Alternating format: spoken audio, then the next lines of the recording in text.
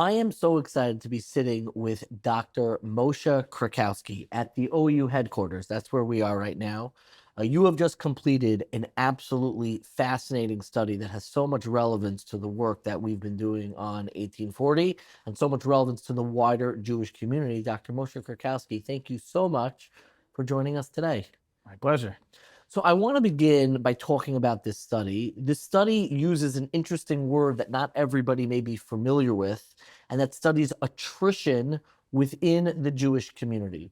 Can you explain just like the basic word? I'm accused very often of using words that not everybody knows, and the second accusation, they're usually happening at the same time, that I'm also mispronouncing the words.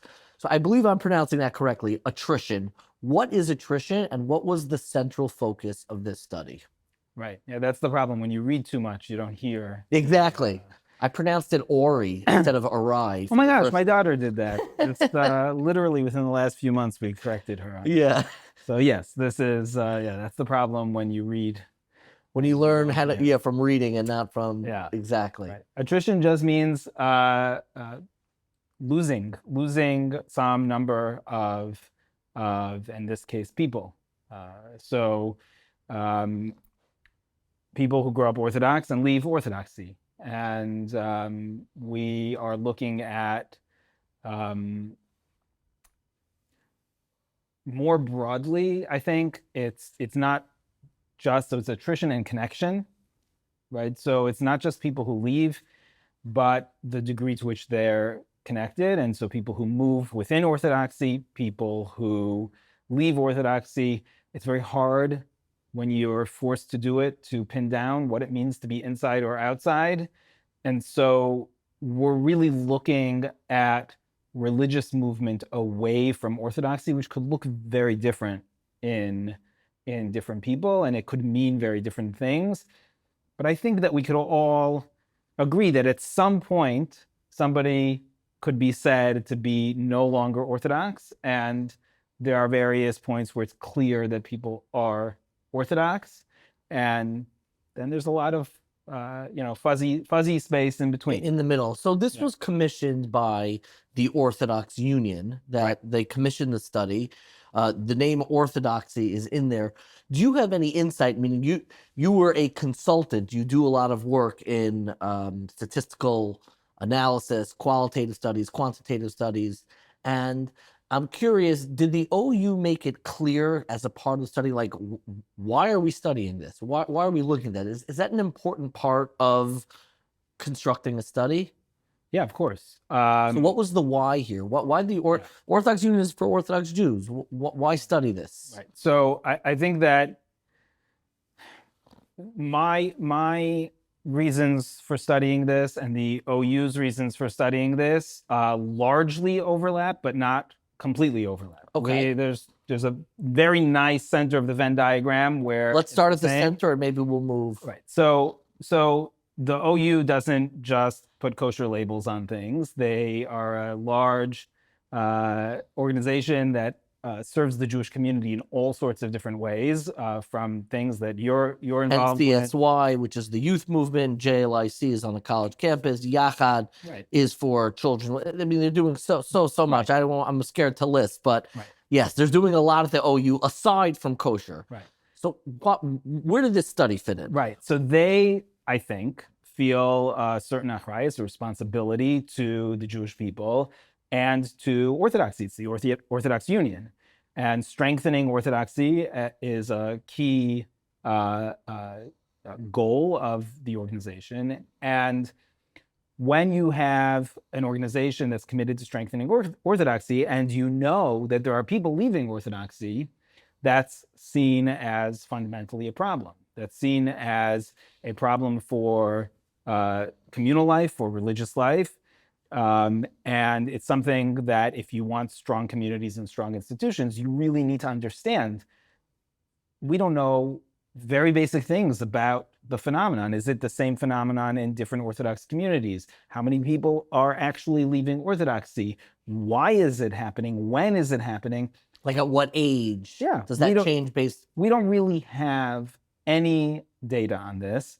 There's some data in Israel because the state keeps really good tabs on people and things like Religious affiliation is a much more, the state is involved in that. In correct. Israel. It's a very rigid thing Yes. because there's an official state Sure.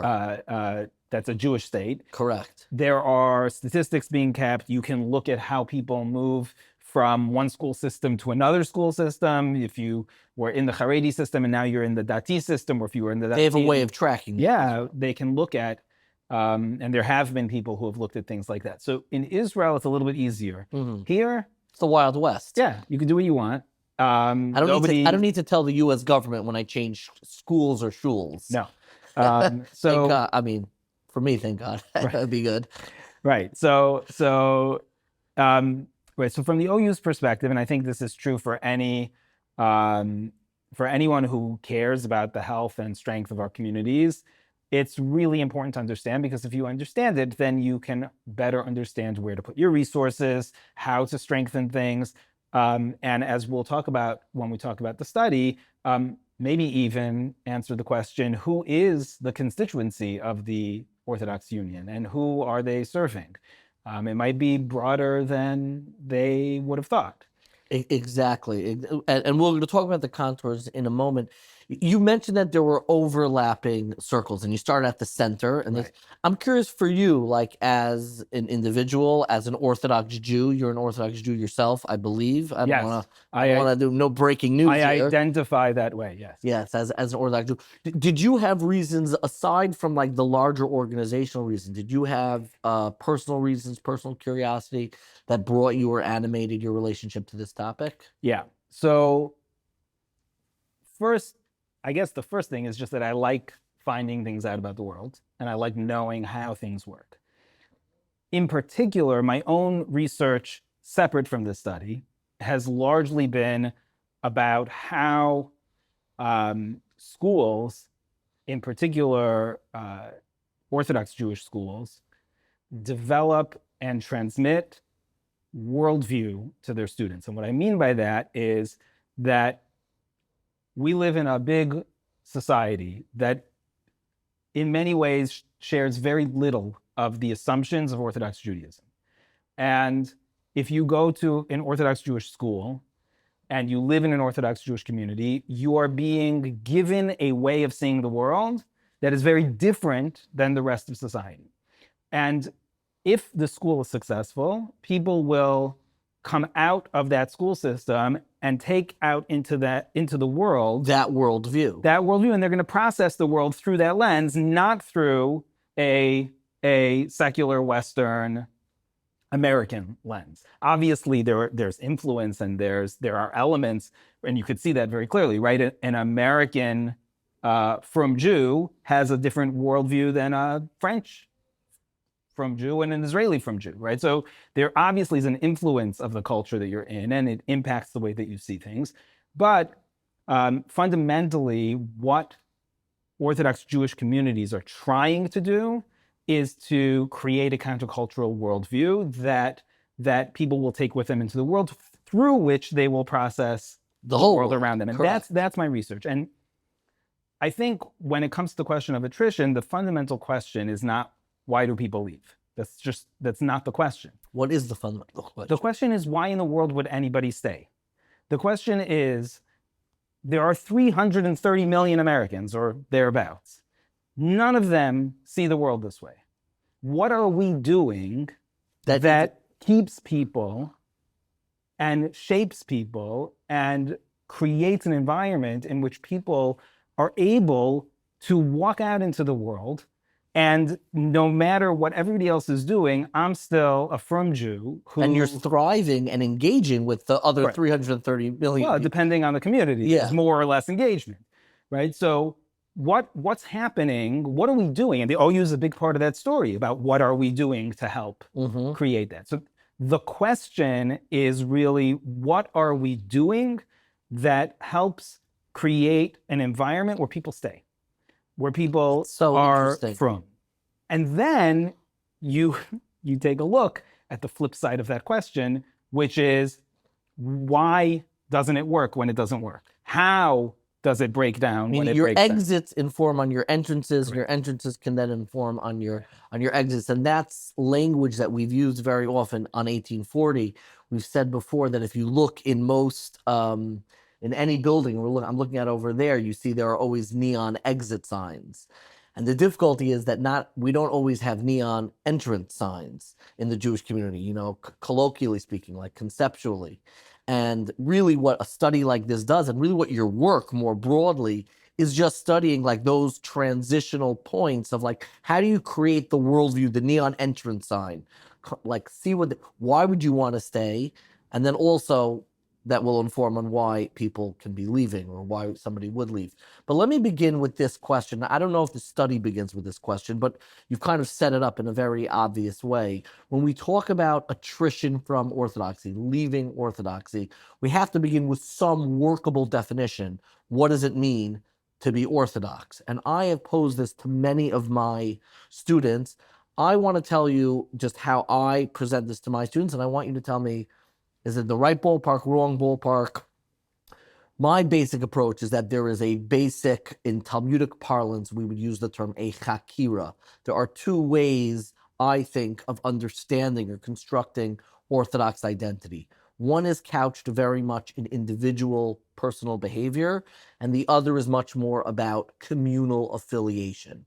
When it's about individual behavior, it's like an Orthodox Jew does these things. This is what, follows maybe halacha, kosher, shad, and you'll list those things. That's an individual behavior.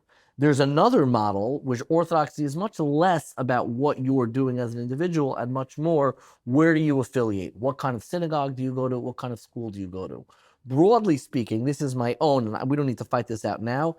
I think one of the major differences in the Ashkenazi and Sephardic world is actually how they broadly term and think about orthodoxy. In the Sephardic world, I think you see much more communal institutional affiliation. In the Ashkenazi world, in the United States, you see much more of an emphasis on personal behavior, individual behavior. How did you go about defining what the heck is Orthodox Judaism? Yeah, this is a really, really important question. It's not just an important question globally for the community. It's an important question for the study because you cannot, in this qualitative portion, we can get away with being fuzzy. But in the second part of the study, which we'll talk about, when we send out a survey and we have our variables and we're looking at different features of people's lives, what is the outcome variable that we're looking at, right? And there we have to create a definition. Something, yeah. We have to be able to say, this is in, this is not in. The problem is that I think the individual communal is one axis that is an important axis. I don't think that the definition is capable of existing only on one axis, meaning I think that we have a few different types of things, each of which contributes to some degree to in or out. So give it more shape. So one thing is simply identity.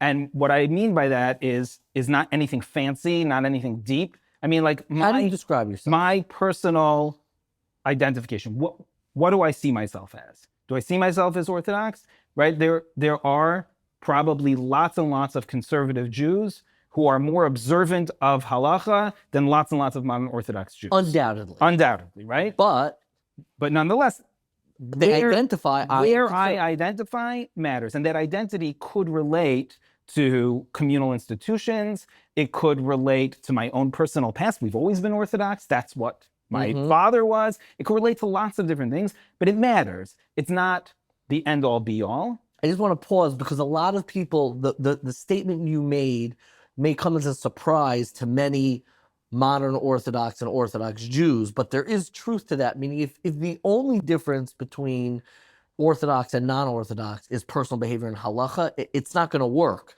because you do find very committed, they exist, conservative Jews. Like their prayer services might be... Or even think about halachic egal. Yeah, right? So correct. not Orthodox, but They're working within a rubric of an interpretation of halacha. That's not within the Orthodox world, but it's certainly a rubric of halacha that they're operating under.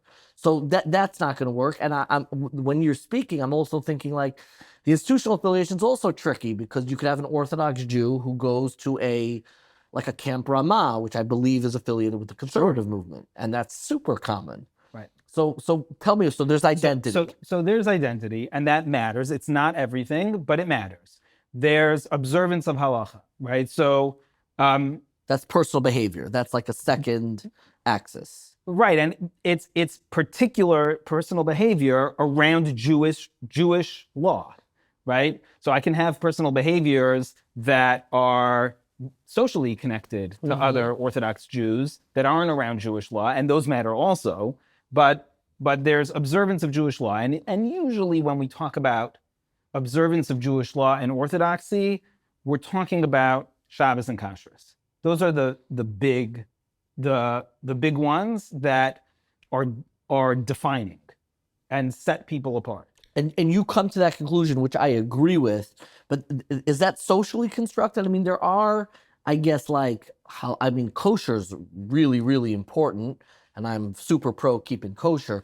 It's interesting. It's not. It's a very social boundary. It's not the most strict in terms of punishment in the Torah, like you bet, right? But this is not about what you get kares for. Correct. This is a socio-religious boundary because we're talking about what is orthodoxy, right? So in modernity, all of a sudden, it became possible to kind of throw off Judaism and blend in, or Correct. at least the illusion that it became possible. Meaning, when you say modernity, I just want to add a little bit to that. The biggest rupture was that in Europe, state power and religious power were very much linked, both in the Jewish world and in the Christian world. Rabbis could tax and give punishments. The rabbis, the communal leadership. And modernity, enlightenment ushered in a time where everyone can basically is free to choose as they want. Religion became a private matter. Private, communal also. Okay, yeah. But what that means is that we're talking about a socio-religious identity. We're talking about something that is both about your relationship to God, but also about your relationship to a community. So we're never going to get away in our definitions from things that point to boundary markers. And Shabbos and Kashrus are very important halachos, but they are also pervasive, they are social, and they mark boundaries. Meaning, in defining orthodoxy, and I know we're staying a lot of time on this, but it's so important because I talk about this a lot with people because it's gotten more confusing in the last 30 years. What even are these? A lot of Orthodox Jews will instinctively say, well, an Orthodox Jew, I follow the Shulchan Aruch. That's a very narrow definition of what an Orthodox Jew is. When somebody says, what's an Orthodox Jew? We follow the Shulchan Aruch, the code of law. Do you think that's an adequate definition for what orthodoxy is? It's not enough, meaning I know people who follow the Shulchan Aruch, but do not believe in anything related to Judaism, do so because they just feel like they can't give it up, and who do not identify as Orthodox. So I think any one thing, and even Shabbos and Kashrus, I'm saying that's one component. That's one piece of the puzzle. How I identify is another piece. My social relationships is yet another piece. What is my chevra? Meaning it is possible to be an Orthodox Jew entirely isolated, right? But only if you have the other pieces very, very strong. I identify this way, sure. I'm keeping... But if you... Chabad. If you're a shliach in Montana... Correct. You're by yourself, Right. But if you don't keep halacha very, very stringently, and you have no social network, what does it mean when you identify as Orthodox? So, meaning no one of these pieces is enough. You need some combination of these pieces. Different parts of it can be more or less. And And there probably are others too that we could probably map out but I think those are the big ones, which have to do with the core observance that sets us apart, the social relationships, who are my people, and the identity. What do you see when you look in the mirror? Yeah. How do you want to affiliate? There was one person who we interviewed for this study. We may be jumping ahead a little bit, but there was one person who was fair on the younger end of our sample, who was not at all observant, but somehow he was still like thinking of himself very socially in the frum world, and he was like struggling and wondering aloud like what this means for his shidduchim. And I was thinking to myself, whoa, let's back up a second. You're not observant at all, and you're not even identifying. But you're still thinking in the framework. Socially. You're still thinking in the universe of shidduchim. There's a lot of different pulls on our life. There are a lot of different ways in which our lives get grounded and are anchored by different things. And so I don't think we can say one thing means that you're in, one thing means that you're out. It's a combination of factors that in different proportions might mean different things. And different people might have very similar combinations, but one puts you right here and one puts you right on the other side. So let's now take a step. We spoke about what is orthodoxy. Let's now talk about the study. You're not studying the divine orthodoxy. You're studying for how people and why people leave attrition from orthodoxy. How do you figure that out? Well, ask all of your friends who are, like, why'd you leave? Right. So before we even get to what the nature of the study is and what we did, I want to take a step back and say that the entrance-exit paradigm that you described, I think for our study, we need to it might be a useful heuristic for some things. Make it less of a binary. But more importantly is that if you want to think about the exit, it's not about the entrance. It's about the fact that to create this countercultural worldview, you can't see it as the exit as a possibility. It has to be normative to you, meaning it has to seem like this is the way things are, and this is the normal way of being. So not an entrance, just that this is the world, meaning my world is Orthodox Judaism. And it has to be embedded in somebody's life in a way that makes this just the default, not an entrance sign. Why do I say that now? Because when we want to think about why and how people see an exit sign, something has to destabilize the default. Exactly. Meaning, yes. and I don't mean like they can even see it. Right. That this is an option. Now, the more of a liberal Orthodox community you're in, the easier it is to see the exit, because liberal Orthodox communities tend to be much more connected to those exits. And integrated in the secular world, yes. Right. So it is definitely. So I have an 8-year-old son. I'll give a basic example. I have an 8-year-old son. I was talking to my students about this. At what age did you discover that not all Jews keep Shabbos the way we do? Right. So I discovered at a very young age, because my uncle did not keep Shabbos the way we did. And I remember discovering that. It's like a gasp. It's like, like you feel your worldview, the destabilizing. It's just such an innovation. My son is now 8, and we have family who does not keep Shabbos.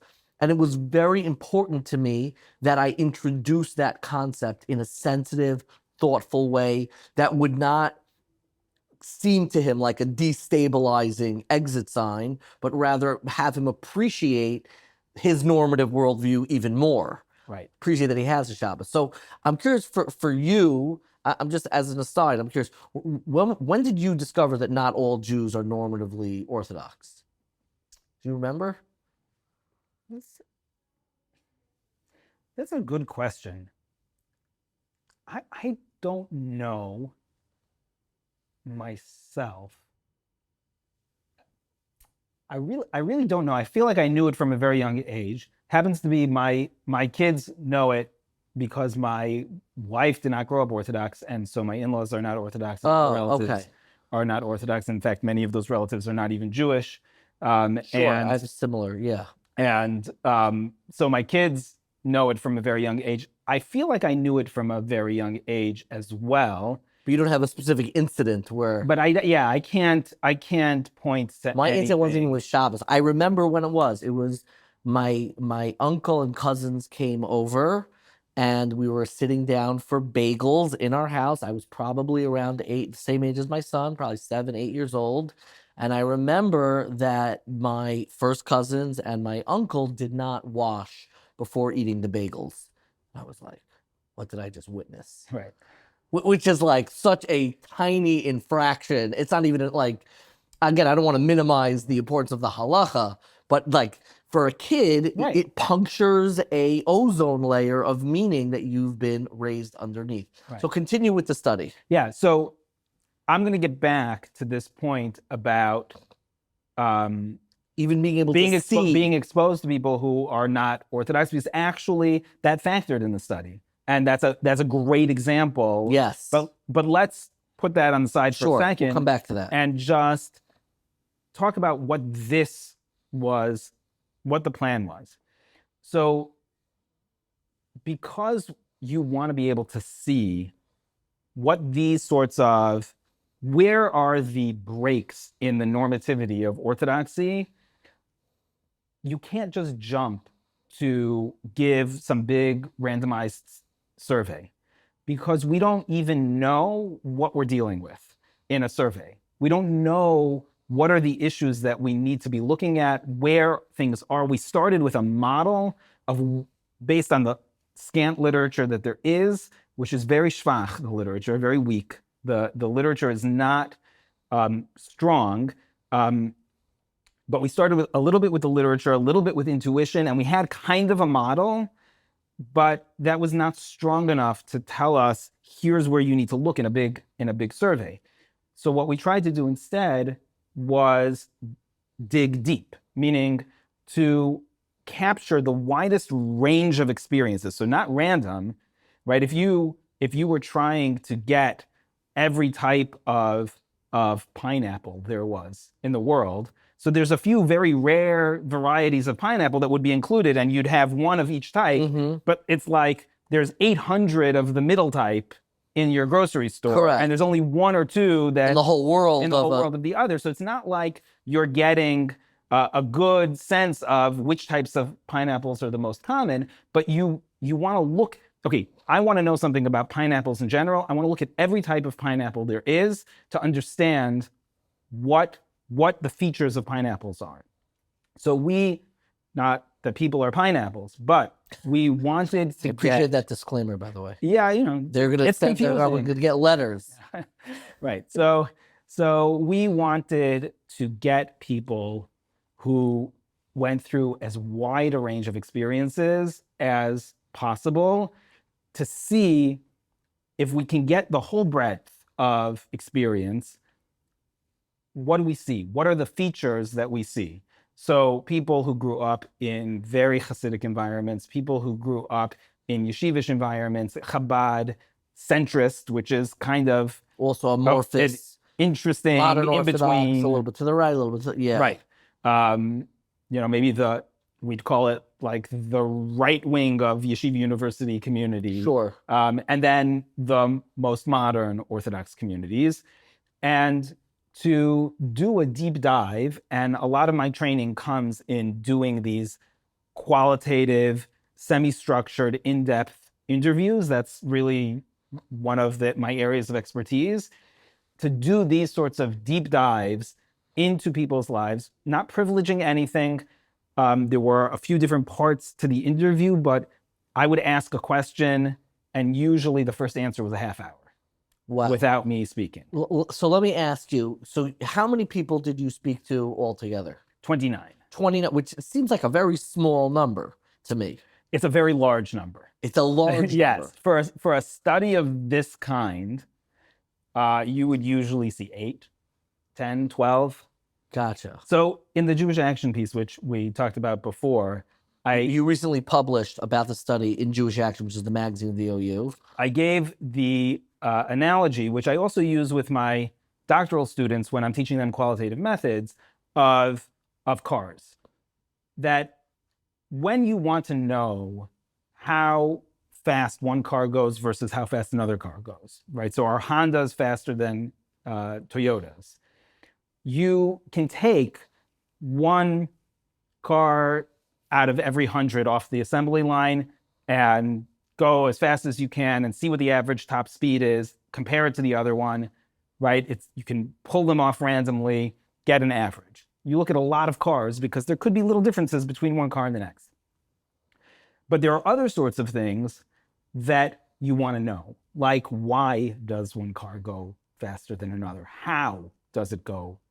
And you really only need one engine for that, right? One car, and you take it apart and you look and you see, oh, I see. This is where this connects to that, or that's how they use the pistons over here, and there's a timer and there's firing of the gasoline, or if it's an electric, an electric engine is different, and here's how it works differently. You don't know that every car is going to be this way. You don't even know that every car on this plant is going to be this way.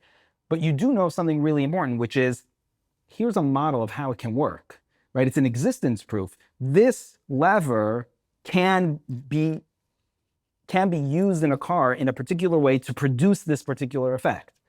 And this type of playing around happens in all fields. So in medicine, before they ever throw a drug out into trials, there are people in labs who are looking in petri dishes, and they're mamish observing. They're looking at how different proteins interact, or how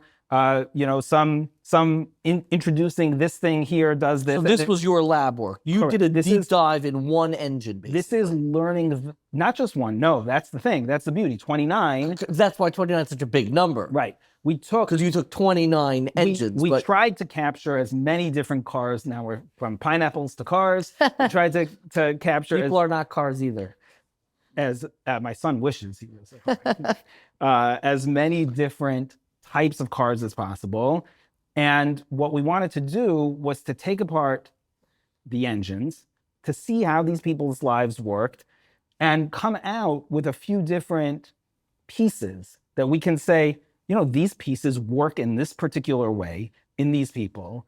And these are the pieces we need to look at. Like I can't tell you how critical one or another piece is in all of society, but I can tell you that this piece in all 29 people showed up in this particular way. This is an important piece. If we're going to look at engines, if we're going to look at people and what makes them drive, what makes them go, these are the important pieces that we have to be looking at. So tell me a little bit about these individual interviews. You call them semi-structured.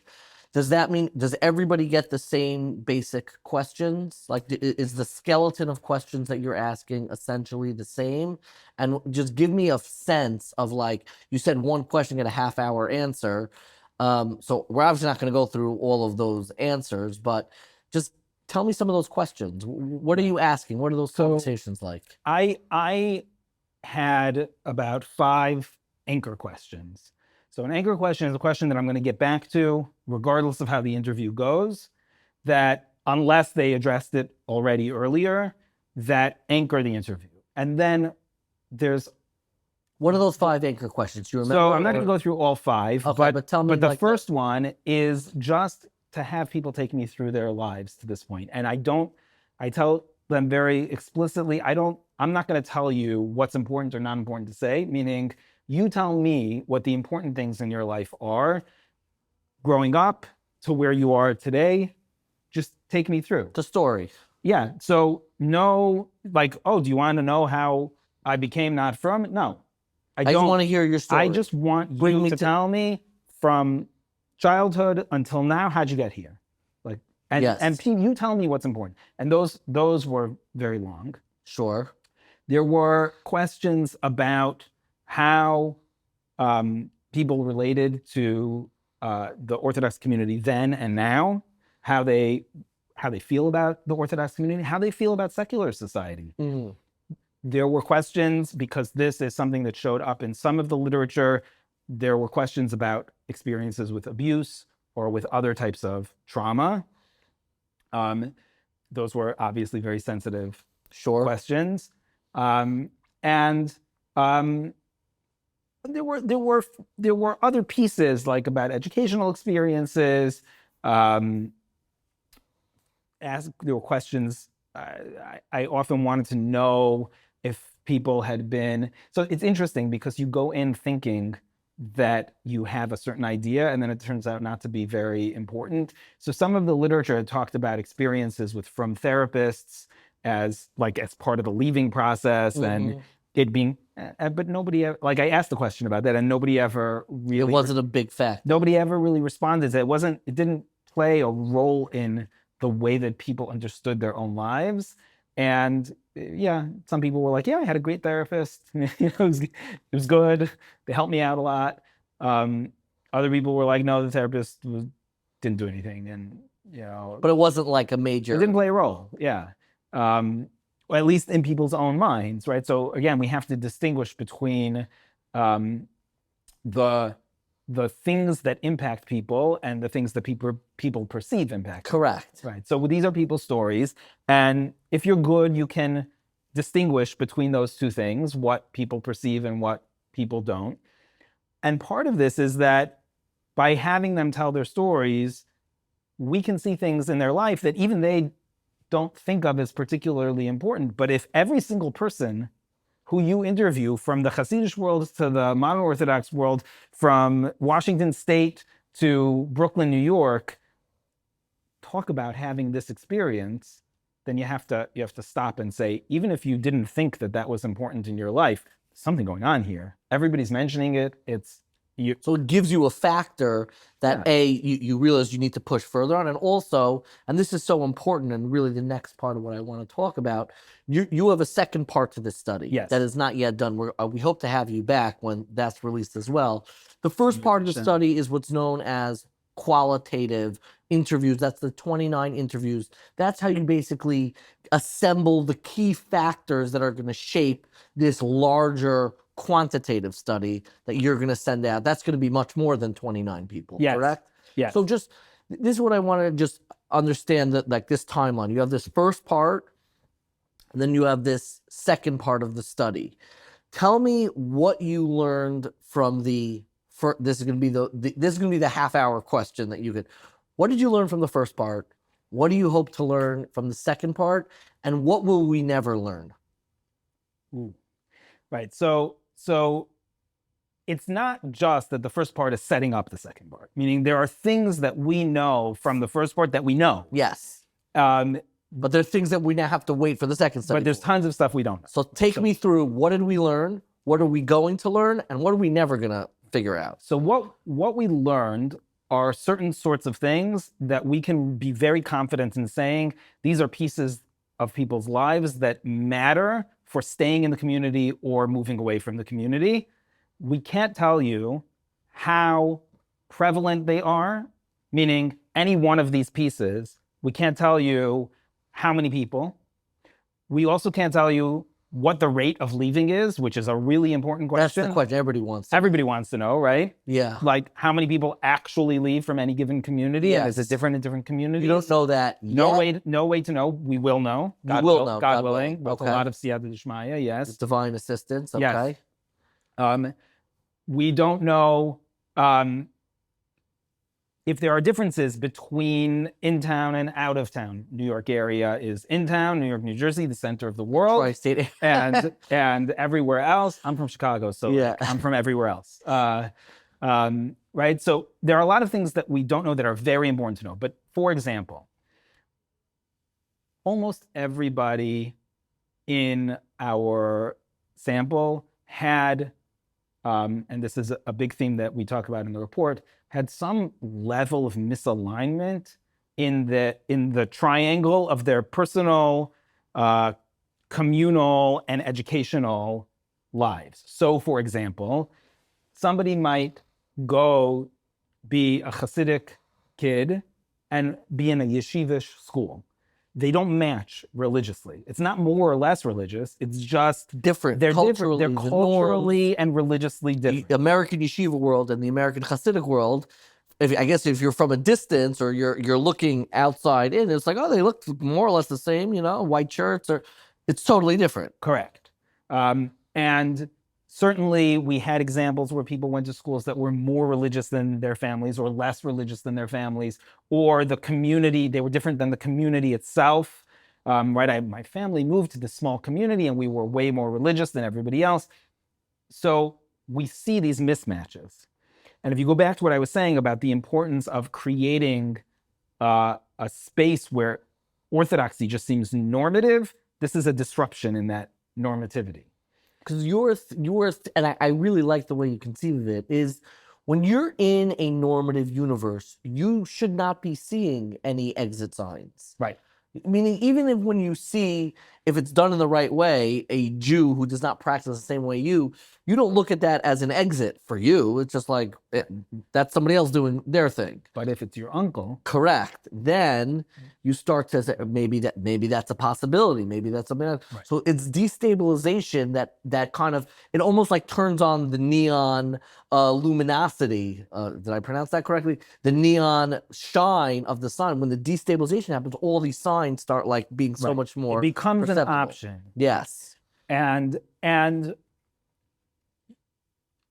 that was actually something we found. So people whose parents had religious change, even if that religious change happened before they were born, it introduced the possibility of movement. Change of either direction. Yeah, in any becoming, meaning, let's say, Balei Tshuva, who became much more, or parents who were maybe themselves raised Hasidic and now they're modern Orthodox. Correct. Religious change was something that showed up, and related to that, religious change that happened when the kids were little, which was even more significant, right? So one person talked about their mother becoming overnight super religious. Like they were like modern, and she went to some retreat with a Chabad guy, and she came back. She was wearing a sheitel. She was wearing long sleeves. Oh, the house had to be kasher, Chol Yisrael, across the board.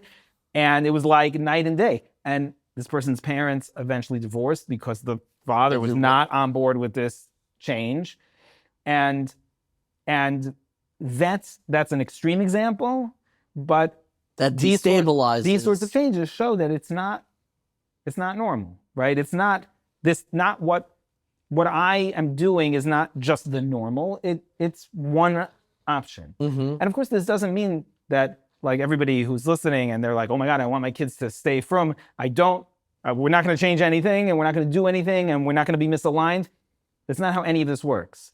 Meaning, there are tons of people who go to schools that are not aligned with them and become more from, right? They become more religious because they're like, wow, my family is not so observant, and this school, my Rebbe is telling me this and this. We should all become from. What we're talking about are, I hate to use this word because it's so pejorative, but risk factors. Meaning... Why is that pejorative? Well, because where do we hear the term risk factors usually? With like drug use, I guess? In like medicine, in social deviance. We see it, right? So somebody has this is a very important point. If somebody has a gene for cancer, chas v'shalom, God forbid. That's a risk factor. Right? It's a risk. It doesn't mean it means they have an elevated risk. If they also smoke, that's even more elevated. If they are also overweight, right? So what you are doing right now, I want to explain because I think it's very important. Correct me if I'm wrong. You have to approach the options, meaning the Orthodox world and I'm not even calling them the attrition, the people who choose to leave. You kind of have to approach both worlds without bias. Is that what you're getting at? Meaning, which is tricky.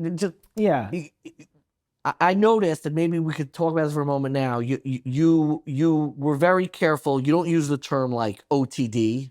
There's another reason for that also. Well, you don't use the term OTD. You're very sensitive about talking about like diagnosing why people go off. Like they're like a set of like they have an illness, so to speak. Right. And that's very hard because the truth is the normative universe that we create, we do look at leaving with a pejorative sense. You can't really create a universe that is laden with values for X and not, by definition, have some judgment on leaving X.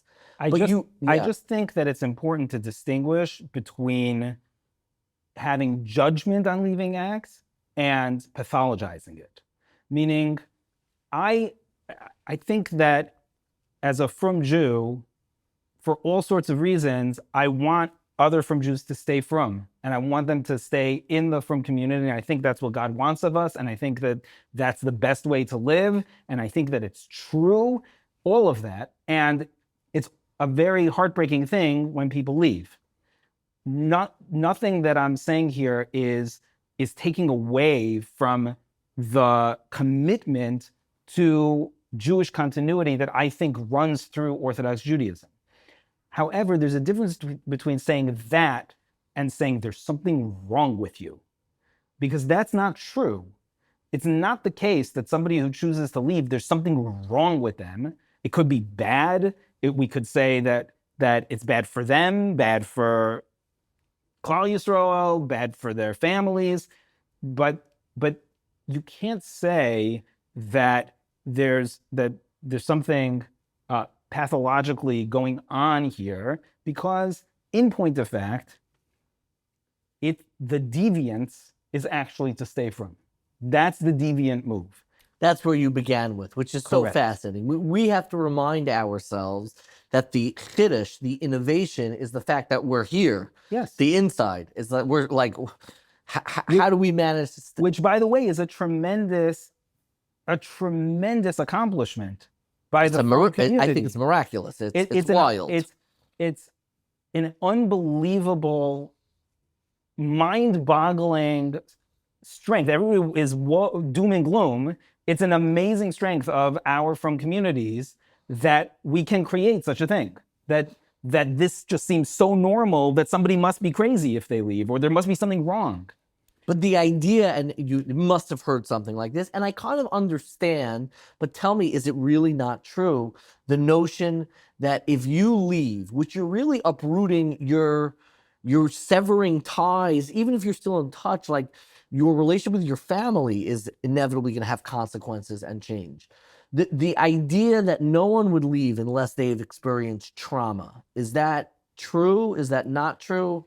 So it's certainly not true that no one would leave unless they've experienced trauma.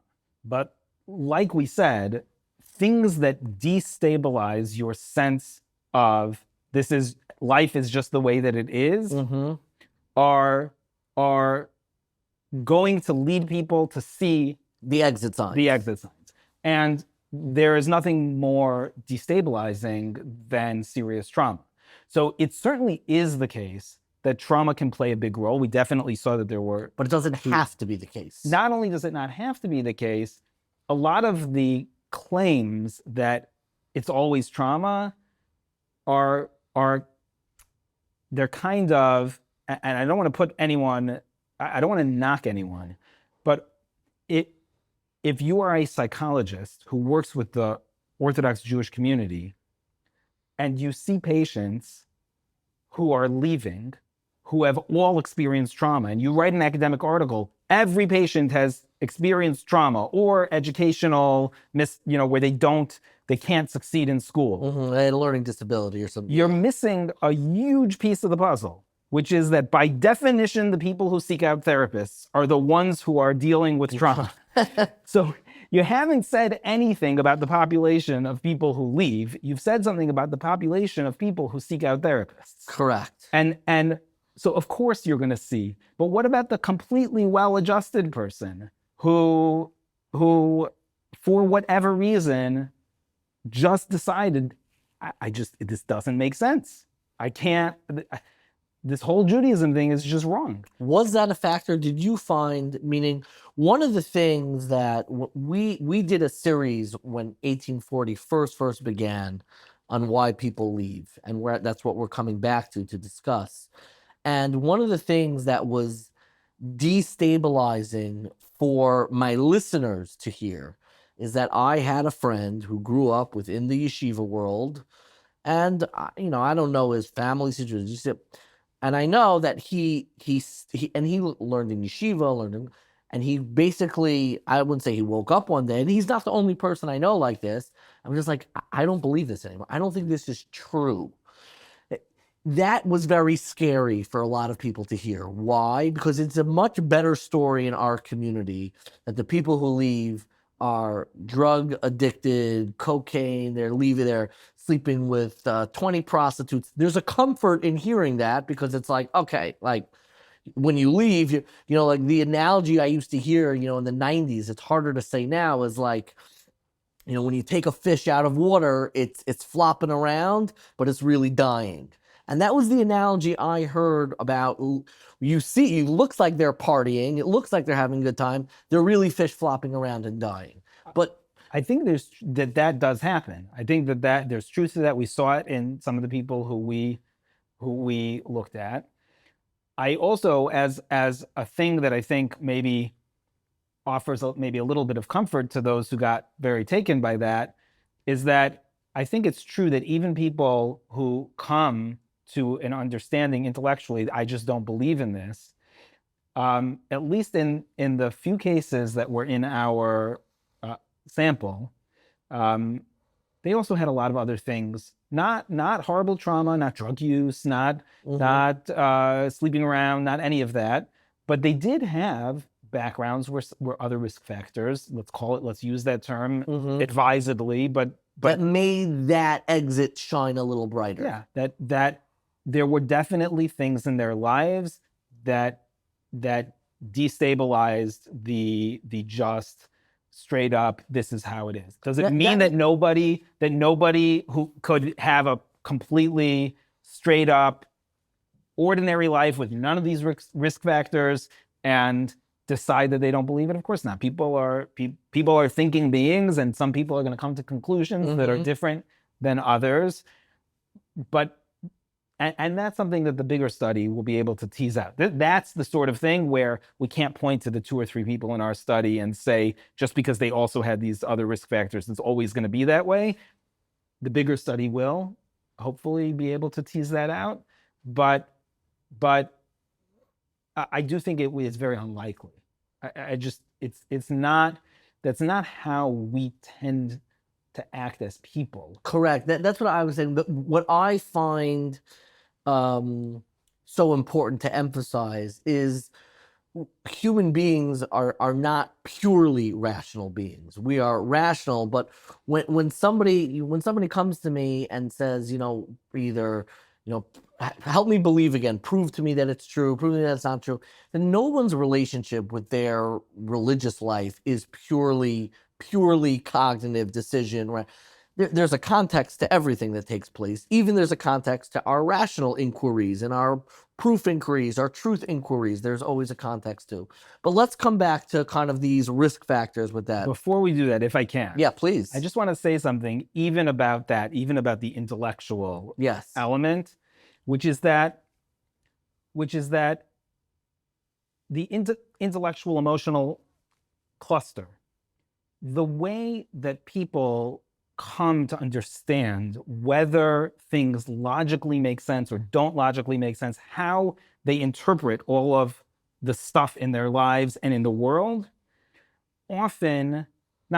always is embedded in a network of meaning.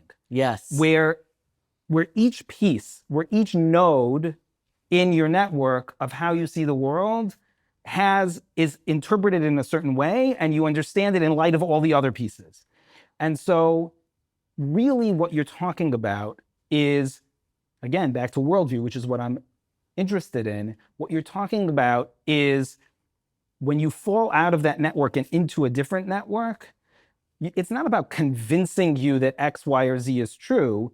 It's about coming to intuitively see how all of the different pieces make sense. It's like It's like one of those optical illusions, where is it the bunny or is it the duck or whatever it is? Like, I'm looking at the whole world this way, and I'm not looking at the whole world with this entire like network of seeing the world. And so it's not that it's not rational, but it is intuitive in a way, and it's a way of experiencing the world and giving meaning to the different pieces that are. You can't make an argument about the existence of God or did Har Sinai happen just on its own. Like, that type of argument doesn't exist on its own. It only makes sense within a whole cluster of other pieces of information and assumptions, none of which are really provable. They all rely on one another. It's a network that every other piece. So if you see the network this way, then you buy into the entire system. And then this has the meaning that it does. And if you see it this way, then it has a different meaning. But you can't argue the one point. Did this happen? Didn't this happen? Pull it out from the larger context. So that's those exactly sorts the of point. arguments. It's not. So what I'm saying is not even emotional. It is emotional a little bit, but it's also just completely conceptual. It's a way of understanding and seeing the world where every piece matters. So give me I don't want to ask for like the bottom line, but come back to the risk factors, and specifically if you could emphasize what you noticed of differences in how risk factors are connected or influenced from different forms of Jewish community. Yeah, so that's a really good point. That's something where we can say we see a hint of something. Again, like I told you, I don't know at the beginning, but in the first third, actually mapping out how the different communities might be different is going to require the bigger study. But we already can see, even just with 29, that there's hints at a particular type of pattern, which is that, for example, things like Orthodoxy's treatment of LGBT members, these were very important to people who grew up in modern communities, not to people who grew up in far-right communities. They cared about it now from their position outside of Orthodoxy. Now that they've left. But it just wasn't. It wasn't on their horizon. It wasn't something that bothered them. Now they care about it, but at the time it wasn't a factor. Whereas it was for the more modern. We also saw sharper breaks. Again, hints, not. But this point is I think so fascinating, and I know you haven't like proven it, but say this point, how the exit, how abrupt. Yeah, we saw more sliding away in the modern Orthodox community, gradually, and more abrupt. But again, not completely, but it's a tendency that we're gonna look for. We also saw more. And a little bit more abrupt, just finish the point, and a little bit more abrupt when you go to the more right-wing communities, yes. Could you even speculate about why that difference, why you saw that difference? I have a good hunch. If it's true, meaning if that holds up, I would say that it makes a lot of sense because those communities are more insular. They create a more robust and less porous sense of religious identity, and when you break from it, it's a big break. It's not a little break. If you grew up, a whole world collapses. Yeah. If you grow up in Englewood, New Jersey, and your mom goes to an Egal shul, and your dad goes to an Orthodox shul, but you were sent to Orthodox institutions, and then you become halachic Egal. Like you took one step, half a step, right? So it's a little bit of a slide. It's not a world up, crumbled, right? It's not a shake up to your life, and concomitant with that is the fact that we saw more abuse and trauma in the more right-wing communities as a factor than in the more liberal communities. And again, that's not something we can say for sure, but it's definitely something to look at. Meaning it might take more of a destabilization to push you out of one of those communities than in a community whose boundaries are somewhat porous to begin Are with. more porous, exactly. Like, so on that scale, when we think of right to left, and we're not really making religious judgments, there are just some communities that are more insular. Descriptive. Yeah, more insular, and there's some that are more porous, and there's a sliding scale, I guess, Yeah. on the spectrum of orthodoxy. What are we never gonna know on this question?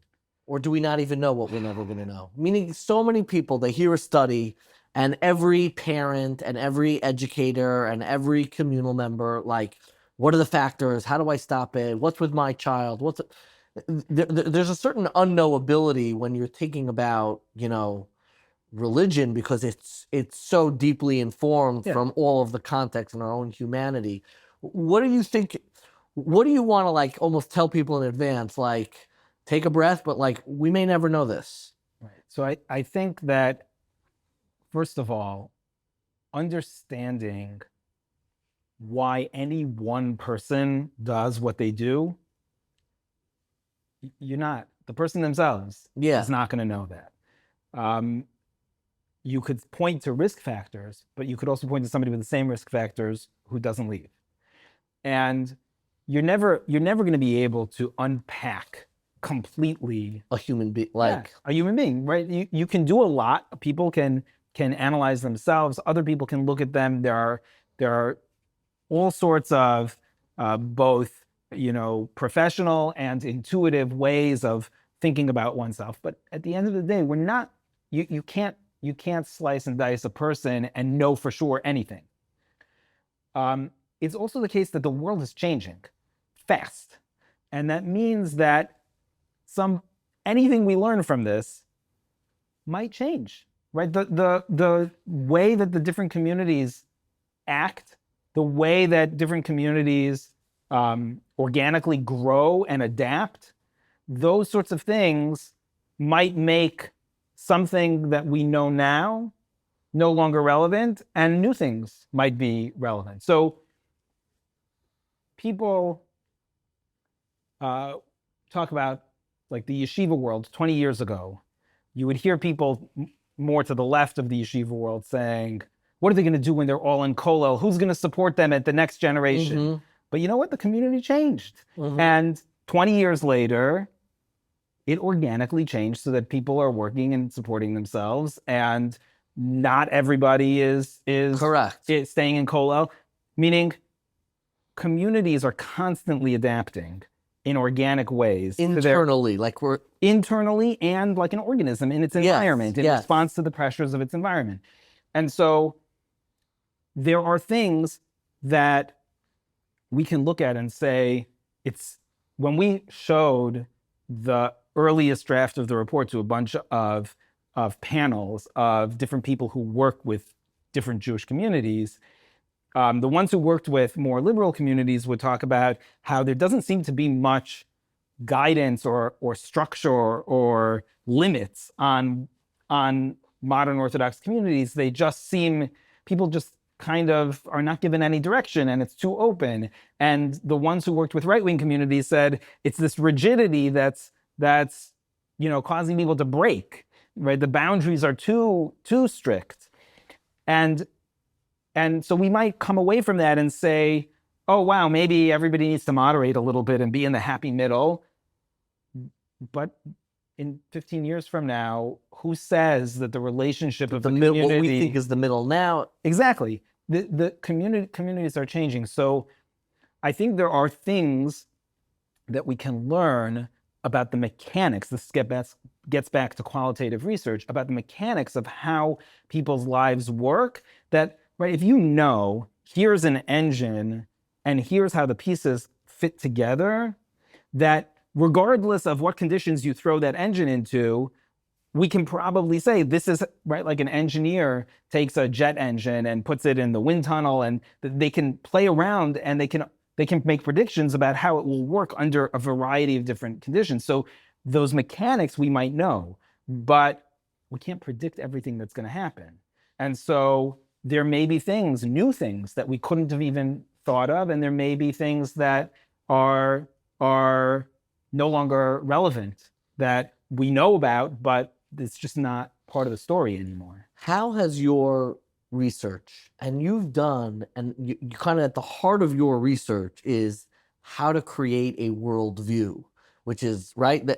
How do we learn? How do we create something that becomes this world? And you study it in the yeshiva world and the Hasidic world, and now you're have this study on attrition about people leaving. How has this affected you as a parent? The funny thing is, it's not really. I don't believe that. No, it really isn't, because what did you change in your what worldview were you raised with? I was raised with a very strange worldview.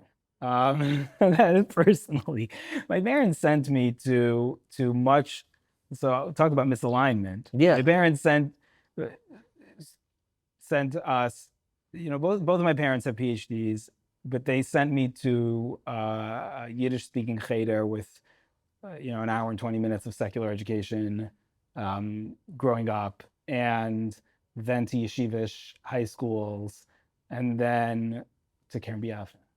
Like, you talk about. And did that feel normal? No. I was out of place everywhere I went. I was, not in cheder, not in elementary school. So, I actually felt quite at home. So let me ask you, just like point blank, you have two families that are highly intellectually precocious and clearly engage with the wider world. You were misaligned from elementary school, high school. You were never comfortable. Did you ever think about leaving the Orthodox community? Never. Why not? What do you think is if you were to self-analyze and you have all these risk factors, you're very bright, I'm sure you had access to books, so many of the theories that puncture holes in the simplistic theology that, works on a mass level, you probably puncture a million holes in anything like that. What do you attribute the fact that you're still here? Yeah, so I think that it's not an easily answerable question, but people,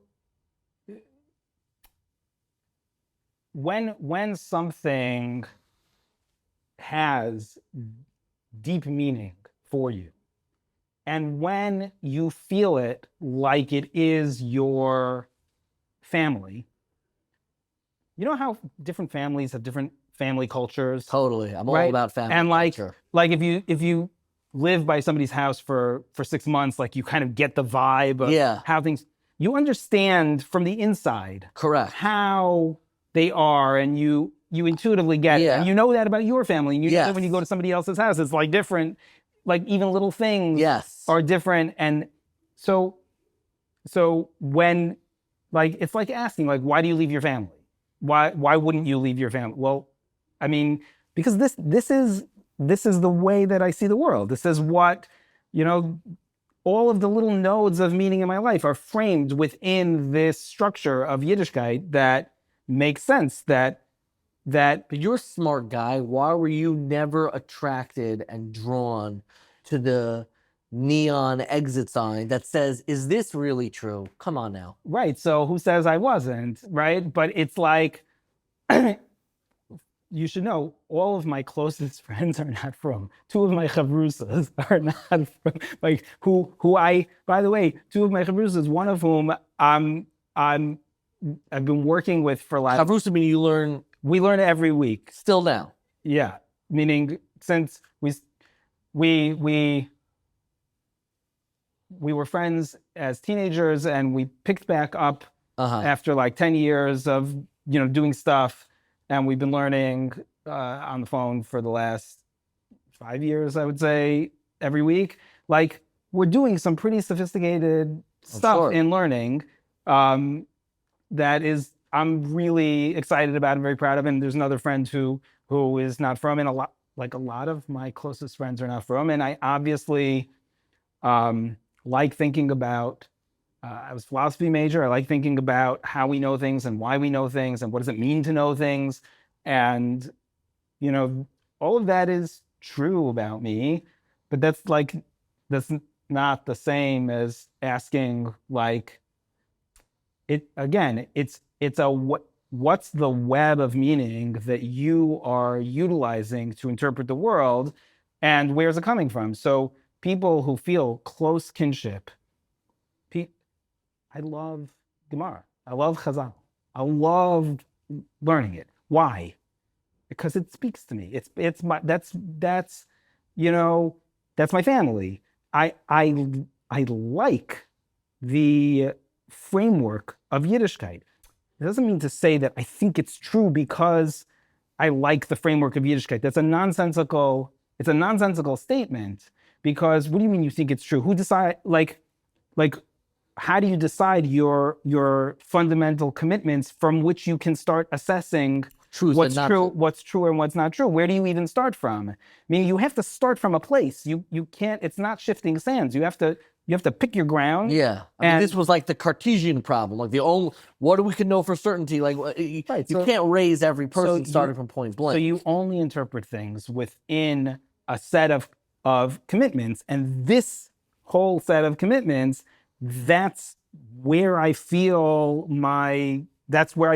things make sense, where the whole framework for reality makes sense. So that, for me, it's not a shaila, and it's not a question. Like, the only question is just better understanding it, and being fascinated with all of the different ways of seeing the world and understanding the familial connection was spot on, and it is a recurring theme on 1840 throughout, is like reintroducing and almost recentering that familial relationship with Yiddishkeit. And I love the way, like, obviously my familial relationship includes Orthodox Judaism, my parents, but the way these were like family with like the Gemara, feeling comfortable, and they've like it's mishpachti, like it doesn't I'm not afraid of it, like there's some people who develop a fearful, like it's a lot of fear.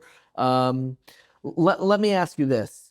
From your studies of creating a worldview, I'm not even just talking about the attrition study, because to me, your work is so complementary. It's so fascinating about just how do you construct worlds of meaning. And I'm curious, is there anything you stopped doing as a parent or started doing as a parent? And if it's easier to talk about like what you see other people doing, or give me some more concrete recommendations. I'm curious, in your life, is there anything that like you see parents do and you're like, that is not a healthy way to construct a worldview? We should stop including that in our, building materials for our worldview. Yeah. So I don't want this to sound like, oh my gosh, I was doing everything right all along. But the things that I would suggest are things that we do, meaning obviously, like my family, we have, half the family's not from, we have people coming in who show another view of the world. There's some way in which we're misaligned with our community, but not much, because I live in Passaic, where Passaic, like anybody, can do anything. That's the beauty of Passaic. Yeah, it's like the Muncie of New Jersey. I don't know. It's different. It's different than Muncie. That's my thesis. Well, you heard it here first. We'll talk about that a different time, comparing Passaic and Muncie. But it's a challenge. There's a lot going on. Meaning we're not so different, because there are a lot of people who are different in different ways in Passaic, and that mitigates a little bit. But when you know that these are things, so then you have to be cognizant of it, and you have to be able to say, like, I'm sending my kids to this school. This is the yeshiva school. If we have a very strong culture of valuing the same things, then great. And if not, then we have to be aware of it, and we have to make sure that it's not causing any sort of dissonance or rupture in the kids' lives. Is that perfect? I don't know, but is there anything you wish parents stop doing? Parents are very concerned. They want their kids to remain connected to them. I think that's where it's coming from. And sometimes when you're trying to protect the connection, you can grasp too tight. So when you look around, and surely, you always have some lens where you're kind of researching. When you're looking at, our community and you're thinking about how we're raising our kids, what are the things that you're like, yes, more of that, less of that? I know you try to stay away from specifics. That's why, like, I think you're focusing on raising kids. So I'm trying to figure out, how do you create a sticky, rich, spiritually nourishing worldview in the Orthodox world? Right. So I think that, first of all, it has to mean something to you, right? So there are lots and lots of people in every community that it's not what their life is about. It's not. Their lives are about other things, whether it's fashion or chatting with their friends or sports or whatever it is. If it's not what your life is about, then you're letting the communal infrastructure do all the work. And then if there's any destabilization, if that's not what your life is about, you're letting the communal infrastructure do all the work. That's a powerful sentence. And sometimes the communal infrastructure does do the work. That's kind of how, worldview is created. But then it becomes much more susceptible to that type of punctures. And it's not as, you don't need as much escape velocity to break through the gravitational hold of your high school. You need a lot of escape velocity, and this is language that my partner in founding 1840, Mitch Eichen, has said to before. He uses gravitational pull and escape velocity. How much velocity do you need to escape that gravitational pull? The stronger the gravitational pull, the more escape velocity you need. I'll give you an example. So I think that we're likely to find that the more right-wing communities will have lower attrition and the more liberal communities have higher attrition. I think that's probably what we'll find. If you look at the Hasidic community, the communal infrastructure is so unbelievably robust in focusing people's energy around religious obligation and devotion. And what do I mean? I don't mean that people are internally so frum. I don't mean that at all. And I don't mean that people are thinking about contemplating God or learning Gemara. But one of my favorite things I like to show my students in the talks, you ever see the music video Yiddish Taivas? Okay, so there's a music video by Mati Ilowitz, I think. It's in Yiddish, but you could probably get a translation, where he talks about Yiddish taivas, well, Yiddish desires, but it's like taiva is more than desire, it's almost lust, right? Like, what do people really want? And he goes through all of these funny quirks within the Hasidic community of people who really give me one,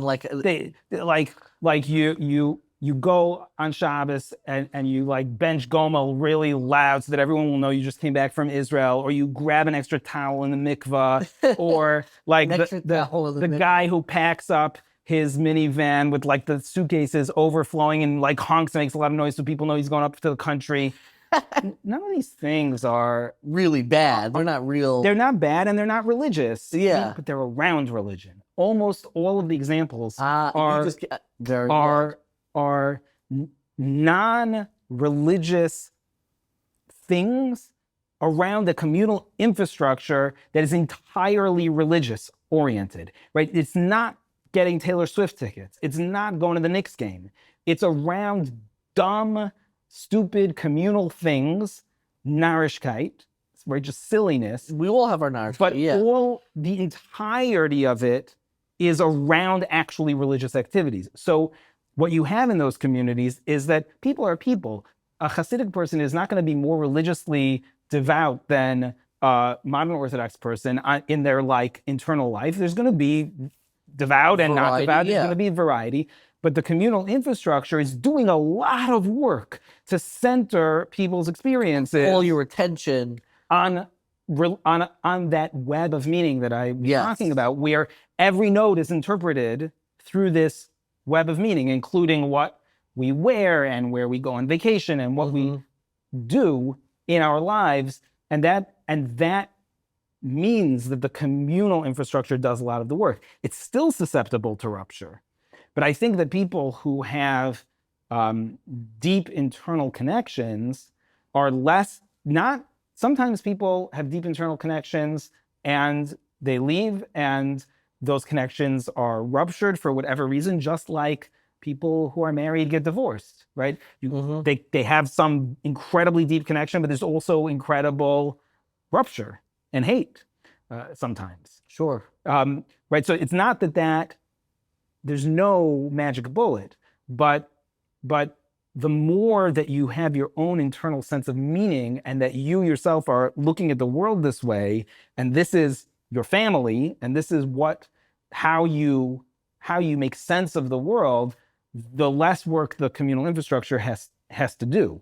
So I think we'll probably find much lower rates of leaving, in part because of the incredibly strong communal infrastructure, but I don't think that changes the overall dynamic or picture. Talk to me a little bit about how our community what should we be doing differently about the phenomenon of leaving? You know, the first time I remember somebody who had left the Orthodox community, we had spoken earlier, when was the first time that I was exposed to somebody who was Jewish but not observant? I'm trying to remember the first time I discovered that somebody left, somebody who was, went to our schools and was like, they're not a part of this anymore. It was probably a little bit later, like 7th or 8th grade, probably like around bar mitzvah season, where back in my day, you would go to these like the Washington, the Jackson, they had these hotels where they had weekend bar mitzvahs. They're not in vogue anymore. But that's when the kids would mamish be involved in like Gilei Arayah, Shvichus Damim, and Avodah Zarah. I mean, the big three cardinal sins. I mean, it was crazy the things you would see there. And I remember the one kid, he was a grade older than me, was the first kid I know who like fully left the community. There was a wild bar mitzvah. He got caught doing like every sin in the book in one Shabbos, and he eventually left. It's interesting. The person whose bar mitzvah it was lives in Tzfat now and is a major chassid. They went in opposite directions. How should we be thinking differently about those who leave? When this phenomenon first came to the ground, which was I think in '98 around, there was a big Jewish observer issue, teens at risk. There was a community. A priority one began. I think people started using the term off the derech. Probably came in the 90s, which has to do with our worldview. Orthodoxy really arrived late 80s, early 90s. Especially the yeshiva world came into its own. How should we be thinking differently about those who leave? Because there's really a concern. If we normalize it, if they're still a part of our lives, if we still give them the communal attention, then you're basically setting up a neon exit sign in the center of your community, and you're making it easier. The cost of leaving is now lowering for a lot of people, which is very dangerous for the people who still are committed and inside. On the flip side, people like they're our family. Like we're not just halachically mediated, and especially in this time where the difference between Orthodox and non-Orthodox, like it's much more subtle than people think. How would you suggest communally we think differently, or maybe we're doing it exactly right about this question of those who leave, that what it even means to leave is difficult. Should we be changing anything? Should we be doing anything differently? Because you're kind of caught between a rock and a hard place. If you make it easier and not as traumatic and not as difficult on the way out, it makes it more of an option. On the flip side, you want to be responsible. And as a community who's motivated to help the Jewish people, how do we help while also incentivizing people to stay and be committed? Yeah, so I think that there's a big takeaway that actually we saw in this study, which is that people who leave, most of whom don't identify as OTD, because OTD means that you're still identifying yourself with where you left. But most people who leave, they start their new lives and they're not living trapped in where they came from, but they're doing their lives. but nonetheless, they still have a tremendous amount of feelings of appreciation to the Orthodox community. Not every single person, but almost everyone Really? feel very Appreciation. appreciation, connection. One woman who's completely lives out on the West Coast somewhere, I think, completely not connected in any way, said, my partner and I have said a number of times that God forbid something, and I don't know if she believes in God, but God forbid something should happen to us, we'd be fine with my kids being raised by my sister in Lakewood. Like, it's a good, healthy, it's a fine way of living. There's a sense of real appreciation, even while sometimes also serious critique, meaning people can have both. You can be angry at your family member and you could love them still. But there is that feeling of connection from almost everybody so what does that imply about the OU's mandate, right? So to serve the Orthodox community, but here are these people who were Orthodox, who feel connected to Orthodoxy, and are we going to say they don't belong in our sphere of influence? I don't think so. And I think, again, it comes back to how rooted you are. If now, not on a communal level, but on an individual level, that if you are rooted in your way of seeing the world and in your worldview, and you have a connection to Yiddishkeit that you yourself are feeling and enacting on a regular basis, then that mitigates. I can't say it eliminates the risk of exit signs. It doesn't. There's always risk, but we take all sorts of risks all the time. I go to work in a law firm. That's an exit sign, a potential exit sign. But nobody says, "Oh my gosh, the risk, don't do that. You shouldn't." I mean, some people do say that, but many people would see that as okay. And here you're talking about somebody else's life, somebody else who had their whole life turned upside down, and you're going to tell them, "No, sorry, can't come around because it's a risk." We engage in risks all the time. We're in a world where the rest of the world is out there all the time. I've had this in my own life where there are always people there's always people in my house, some from, some not from, some confused. And how do you explain that to your kids? I don't explain it. What do you mean? There's nothing to explain. They're not from. But we've had in the past where people in my kids' schools have said, so-and-so shouldn't come around your house so much. I don't know if it's such a good idea. And my kids are like, because they're my kids, they're like, what? No. And the teachers apologized. A year later, when they saw it didn't do a thing to my kids, the teacher came back and said I was wrong, which, by the way, to their credit, I was wrong. I see that because I think our community has become overly cautious on the exposure point in the but this is what I'm saying. If you're not rooted yourself, correct, then maybe that's a problem. Yes. But on the other hand, you have to be rooted in what is meaningful to you and what is true and what is real to you.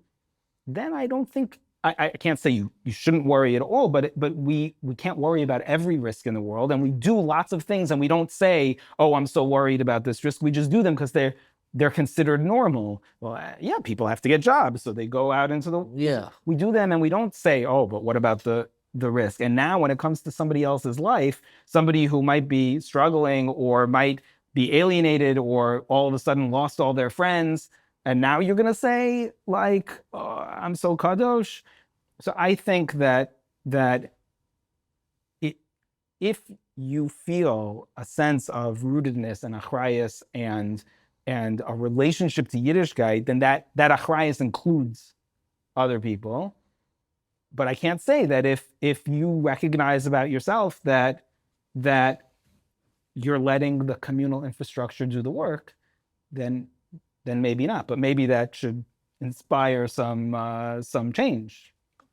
I always end my interview with rapid fire questions. We'll get them in 1 second. I just want to ask this one question. What do you think is the secret sauce of why the Orthodox community has been so successful in the United States of America. And correct me if I'm wrong. I don't know if there's another religious community that has our stickiness and like we are a very, very rich, warm, I'm so proud of the Orthodox community. I think it's wild. Should be. What do you think is the secret sauce of how we created this rooted worldview here? So I think that a lot of this happens in school, which is why Jewish education is so critical. Crucial. Because in school, you have the entire framework set, normative expectations, religious interpretation. So just a Rebbe learning Chumash with Rashi and going through, Parashas Noach and using Rashi to explain it and all the midrashim and the way of approaching it. And we're not sitting here analyzing, all of the different authors of the Bible. And we're not sitting here potentially looking at the history, but we're accessing this through midrashim and through Rashi, and we're treating it as a complete text. There's like 8 billion different things. Like all of the philosophical arguments, all of the, is this true? They're all assumed in the, one pasuk of Chumash and Rashi, let alone everything else that happens. That is being in reinforced the school. Over and over. It's the world that is created, and the expectations, right? When a teacher says X, Y, or Z, when you do this, and when your family does that, and when you certainly in certain communities where there's more diversity, you have to be careful about those sorts of things, that because not every kid is doing everything, but there's a normative expectation that this is how the world is, and this is what's important in the world, and this is how we relate to the world.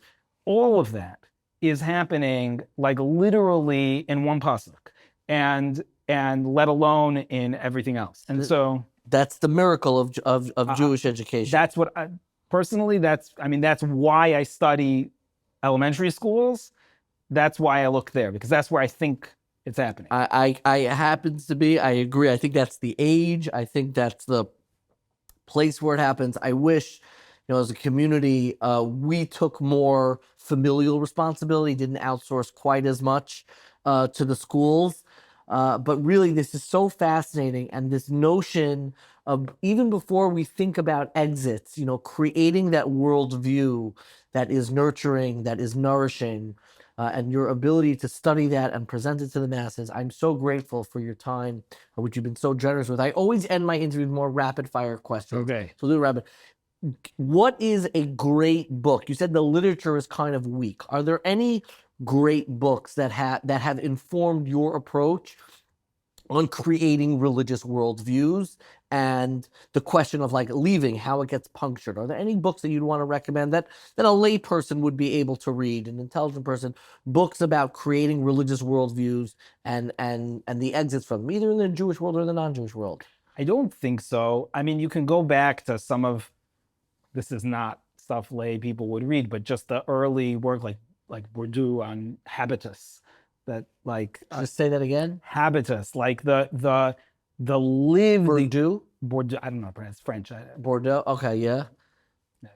He's a French author. My wife is a native French speaker, so this is embarrassing. Okay. But that on ordinary lived religion, how religion is embedded in ordinary life. There's some of that work, but that's very not easy reading. Just on this topic alone, I don't know. Mir Hashem, God willing, I've been for a while trying to finish a book on this subject. So maybe we'll have to wait for yours. Yeah, in relation to Haredi communities. My next question, I'm always curious. Somebody gave you a great deal of money and allowed you to go back to school to get another PhD, which is really real life because you supervise PhDs at Azrieli, Yeshiva University's Azrieli School of Jewish Education. If you had to go back and you were in school getting another PhD, what do you think the subject and title of your dissertation would be? I would just go learn. What would you learn? Come on. Where? Do you have a favorite Masechta topic? I have a mahalach that I developed in the last, An approach to learning. an approach to learning Gemara specifically that I have developed together with one of my chavrusas who is not from. I love that. They always have the best ideas. That I really want to develop more, Okay. and that's what I would work on really. It's a memory approach? No, it's understanding. Okay. It's a way of understanding what Chazal were up to in some things that have only been treated by Mefarshim very obliquely and have not been really treated at all by academics. But Fascinated, but we'll have to talk about that after. Whatever. That's what I would. That if I would. It requires a lot of attention, and if I just was given a lot of money, I would. That's what you do. I would start working. Fantastic. My final question. I'm always curious about people's sleep schedules. What time do you go to sleep at night, and what time do you wake up? I don't answer that question.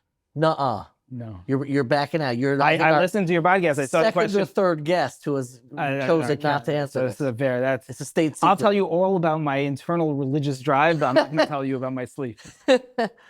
Dr. Moshe Krakowski, thank you so much for joining us today. It was my pleasure. Thank you.